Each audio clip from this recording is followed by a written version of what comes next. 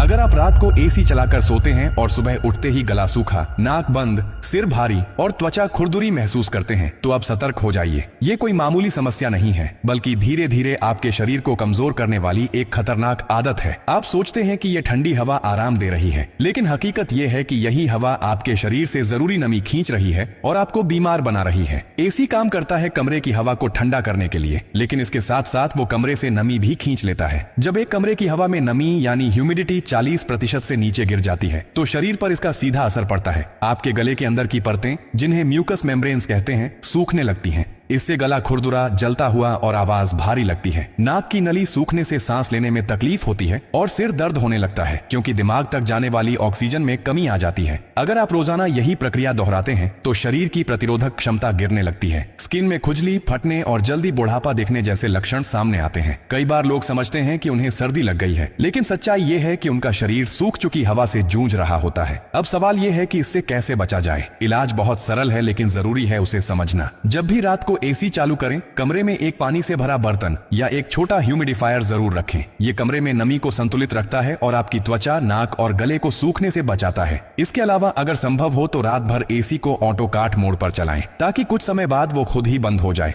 और कमरे में जरूरी नमी बची रहे। एक और गलती जो बहुत लोग करते हैं, एसी का तापमान बहुत नीचे सेट करना, जैसे 16 या 18 डिग्री पर। यह न केवल बिजली की बर्बादी है, बल्कि शरीर पर तापमान का झटका देता है। सबसे सुरक्षित तापमान होता है 24 से 26 डिग्री, जिसमें शरीर और कमरे का संतुलन बना रहता है। ध्यान रखें, बीमारी एक दिन में नहीं आती, ये आदतों से बनती है। और अगर आपकी आदत हर रात खुद को सूखी हवा में सोने की है, तो आने वाले समय में आपको सांस की बीमारी, एलर्जी और स्किन इन्फेक्शन जैसी समस्याएं झेलनी पड़ सकती हैं। तो अगली बार जब आप एसी चालू करें तो सिर्फ ठंडी हवा को मत सोचिए। सोचिए कि आपकी नींद के साथ साथ आपका स्वास्थ्य भी उसमें दांव पर लगा है। आप मेरी ये वीडियो दुनिया के जिस भी कोने से देख रहे हैं, कमेंट में देश का नाम जरूर लिखें, ताकि अगली वीडियो में मैं आपका दिल से शुक्रिया अदा कर सकूं।